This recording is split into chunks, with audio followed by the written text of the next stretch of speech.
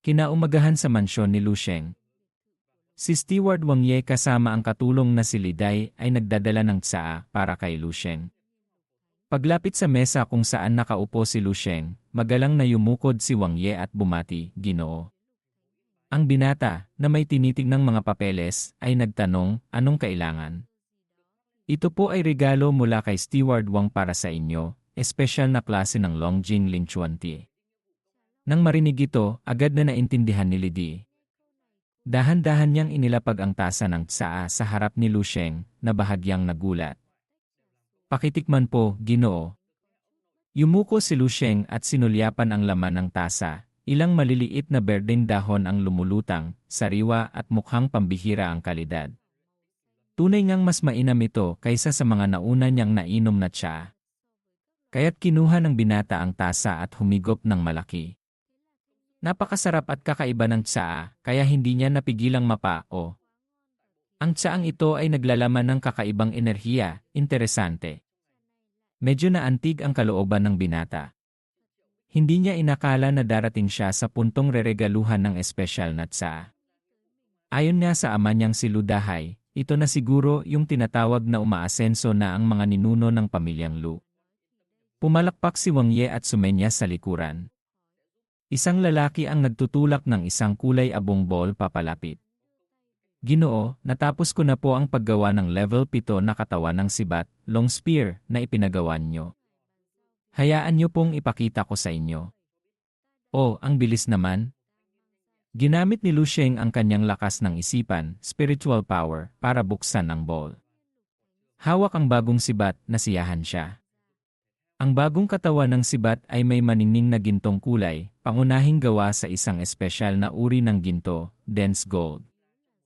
Ang mga disenyo sa katawan nito ay mas masinsin at maganda, hindi lang kaakit-akit tingnan kundi nagdaragdag din ng mas mahigpit na pagkakahawak. Pinakawalan ni Lu Sheng ang kanyang lakas ng isipan upang suriin ang loob ng bagong sibat. Kahit sa tibay o tigas, malayo nitong nalampasan ang dating sibat. Napakagaling! Hindi lang ito ordinaryong level 7 na sandata, malapit na itong umabot sa level 8. Labis akong nasisiyahan. Paulit-ulit na hinaplos ng binata ang sibat bago nagsabi, "Nag-uwi ako ng maraming espesyal na pilak, dense silver, sa pagkakataong ito. Tulungan mo akong gumawa pa ng isang sandata. Mamaya, ipapadala ko sa iyo ang disenyo." Tumango si Wang Ye ng walang pag-aalinlangan, "Masusunod po." Pagkatapos, inutusan ni Lu Sheng si Li Di na ihatid si Steward Wang palabas. "Mamaya, may mga bisita akong darating. Maghanda ka ng kaunting alak at pagkain." Magalang namang sumagot ang dalaga, "Opo." Ayon sa utos ni Lu Sheng, inihatid ni Li Di si Wang Ye palabas. Pagkalabas ng silid, hindi napigilan ni Wang Ye na bahagyang mapabuntong hininga at sabihin kay Li Di, "Napakaswerte mo dahil nakatagpo ka ng amo tulad ni Ginoong Lu. Magsumikap ka. Huwag na huwag mong bibigin ang tiwala niya sa iyo. Sa hinaharap, hindi malayong magkaroon ka ng oportunidad." Kumaway si Wang Ye at umalis na. Pinanood ni Li Di ang papalayong anyo ni Wang Ye, at nang maalala ang mga sinabi nito, namula ang kanyang mukha na parang kamatis. Habang siya'y nag-aalala at nalilito, isang mapanuyang tawa ang narinig mula sa kanyang likuran. "Hihihi!" Isang lalaking nasa katanghaliang gulang, nakasuot ng itim at may maskara, ang nagsalita, "Li Di, huwag kang kabahan. Dati akong kasamahan sa laban ng mga magulang mo. Binuhat pa kita noong bata ka." Lumingon si Li Dai. Nakita niya ang lalaki na lumabas mula sa isang sulok ng pader ng mansyon. Tinitigan siya ni Li Di ng mariin, puno ng pag-aalala ang kanyang puso. Muling nagsalita ang lalaki, "Sumusunod ka ngayon kay Lu Sheng, tama? Interesado ka bang makipag-usap sandali?" Kumislap ang mga mata ni Li Di, bahagyang natigilan. Nagsimula siyang pagpawisan ng malamig. Nag-alinlangan si Li Di sandali bago tumango, "Sige." Kasabay nito, sa paliparan ng Eastern War Zone.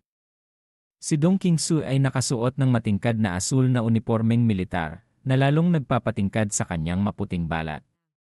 Ang mahigpit niyang sinturon ay nagpapakita ng kanyang dibdib at balingkinitang baywang. Ang kanyang mga binti, na nakasuot ng alloy combat boots, ay tuwid at mahahaba. Halos perpekto ang proporsyon ng katawan ni Dong Qingsu. Dagdag pa rito ang kanyang magandang mukha at malamig ngunit mahinahong aura na parang malayong bundok na nababalot ng nyebe, na tunay ngang nakaakit ng maraming tingin mula sa mga opisyal ng militar. Isang lalaking may dilaw na buhok na kalalabas lang mula sa malapit na exit ng airport ang nag-alis ng salamin, ang mga mata ay dumikit sa katawan ni Dong Qingsu sabay sabi ng Kio. Tinitigan niya ng husto ang dibdib ng dalaga, pagkatapos ay ang magandang mukha nito. Napailing siya sa paghanga, ang katawan na ito, ang dating na ito swak sa panlasa ko. Hindi masama. Pagkatapos, kinuyom niya ang kamao, bahagyang sinuntok ang pader sa likod. Nag-angas na parang napakalakas, at nagtanong, "Hello? Taga-anong war zone ka? Anong dibisyon?" Nang makita ang 7 gintong bituin sa balikat ng lalaki na nagniningning sa ilalim ng araw, naisip ni Dong Qingsu, isang 7-star general. Sumaludo si Dong Qingsu ayon sa protokol ng militar. Kalmado siyang sumagot, 1,182 ni Division, Central War Zone. Lieutenant General Yu Fi. Colonel Dong Qingsu. Pagbati po, sir. Kumislap ang mga mata ng gwapong lalaki at mumiti, Yu Fi. Hindi ko kilala. Pero kilala ko ang general ng Central War Zone ninyo. Samahan mo akong maghapunan mamayang gabi. Tatawagan ko rin ang general ninyo. Paumanhin po, umiling si Dong Qingsu, walang pagmamataas o pagsisipsip na tumanggi, may hinihintay po ako. May usapan na po ako mamayang gabi, baka po mabigo ko lang kayo, sir. Bahagyang kumunot ang noo ng gwapong lalaki, gamit ang tonong nag-uutos na hindi matatanggihan, i-cancel mo yan. Umiling si Dong Qingsu, hindi po pwedeng i-cancel. Magagalit po ang kabilang partido kapag hindi ako sumipot. Malamig na umisi ang gwapong lalaki, ang aura sa paligid niya ay lumakas, pati ang hangin ay tila bumigat. Kung gayon, isama mo siya. Gusto kong malaman kung sino dito sa Eastern War Zone ang mas malala ang kahihinatnan kapag nagalit kaysa sa akin. Bigla na lang, isang kamay ang tumapik sa balikat ng general na may dilaw na buhok, kasabay ng malakas na tawa, ha ha ha. Isang mahinahong boses ang narinig mula sa likuran nila, kung gayon, hahayaan kitang makita mo mismo. Mabilis na lumingon ang gwapong lalaki, bahagyang nanliit ang kanyang mga mata. Nakita niya ang isang kamay na papalapit sa kanyang leg. Sino ka? Boom! Ang lakas ng isang high-level grandmaster ay sumabog ng walang pag-aalinlangan. Ang kanyang ki at dugo ay parang dagat. Ang kanyang esensya ay umuusok na parang signal flare, tila isang maliit na nagbabagang araw ang lumitaw sa paligid. Makalipas ang ilang segundo, ang araw na ito ay pinatay. Ang gwapong lalaki ay hinawakan ng mahigpit sa liig ng isang braso, parang manok na binuhat sa ere. Ganito lang ba kalakas ang isang general ng Eastern Military Region?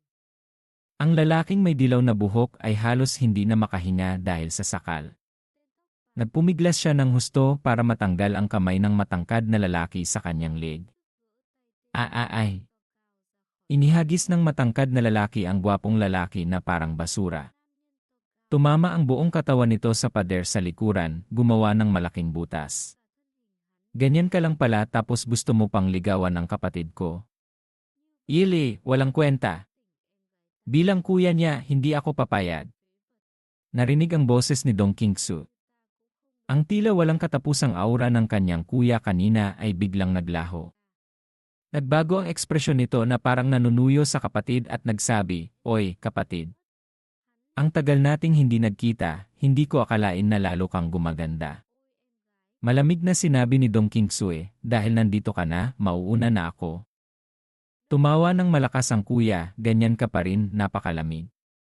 Pagkatapos ay lumingon siya sa lalaking may dilaw na buhok, "Ha ha ha.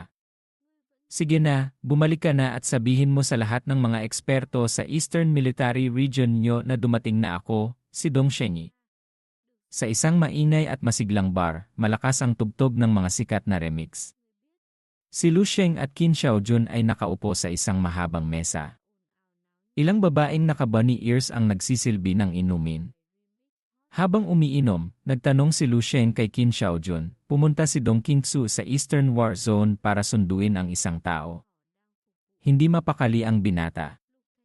Sino kaya ang sinusundo niya na kailangan pa niyang personal na pumunta sa airport? Inubos din ni Qin Xiaojun ang kanyang inumin at sumagot, nga. Kaya malas mo. Nagtatakang nagtanong si Lu Sheng, may kaibigan ba si Instructor Dong na darating sa war zone? At kailangan pa niyang personal na sunduin? Muling uminom si Qin Xiaojun hanggang maubos ang laman ng baso, lumingon sa serbidora, Miss, pahingi pa ng isang bote. Pagkatapos, itinuro ni Qin Xiaojun si Lu Sheng. Siya ang magbabayad. Masayang sumagot ang babae, opo. Hindi na pinansin ni Lu Sheng ang ginawa at sinabi ni Qin Xiaojun. Sa mga sandaling ito, labis siyang nag-aalala na mawala ang kanyang asawa, wala na siyang lakas para intindihin pa ang pera. Bayaran kung bayaran, ang mahalaga ay makakuha siya ng impormasyon kung sino ang sinusundo ni Dong Qingsu. Dahil libre ang inom niya dahil sagot ni Lu Sheng, masayang ibinalita ni Qin Xiaojun, hindi kaibigan, kamag-anak. Kapatid niya sa ama, ang pangalan ay Dong Shengyi. Uminom ulit si Qin Xiaojun ng isang baso, mukhang nasisiyahan at nag-smack ng labi. Itinaas niya ang isang daliri bilang papuri, Dong Shengyi na ito, hindi siya basta-basta. Katulad mo, isa rin siyang martial arts genius na malademonyo ang level. Siya ang pinakapinapahalagahang disipulo ng martial saint, masasabing tagapagmana siya ng martial saint. Medyo nagulat si Lu Sheng. Talaga? Kung gayon talagang. Kahanga-hanga siya. Tinignan ni Qin Xiaojun si Lu Sheng at tumawa ng malakas, sa itsura mo, parang hindi ka naman masyadong bilib. Humigop ulit ng alak si Lu Sheng, pinagpapawisan ang mukha dahil sa pagkabigla at nagtanong, ganoon ba kahalata? Inakbayan ni Qin Xiaojun si Lu Sheng at seryosong sinabi, alam kong bata ka pa pero ang lakas mo sa labanan, combat power, ay umabot na sa 12 stars, ang talento mo ay parang dragon, mayabang ka bilang binata. Pero Lu Sheng, sinasabi ko sa'yo, huwag na huwag mong mamaliitin, huwag kang maging kampante. Si Dong Shengyi ay talagang hindi ordinaryong tao.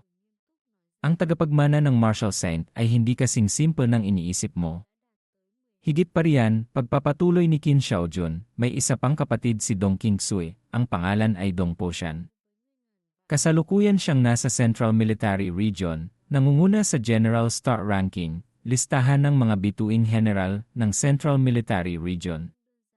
Itinaas ni Qin Xiaojun ang dalawang daliri, nagsimulang maging seryoso ang mukha. Ito ang mas nakakatakot. Ang nakalantad niyang lakas sa labanan ay umaabot sa 27 stars.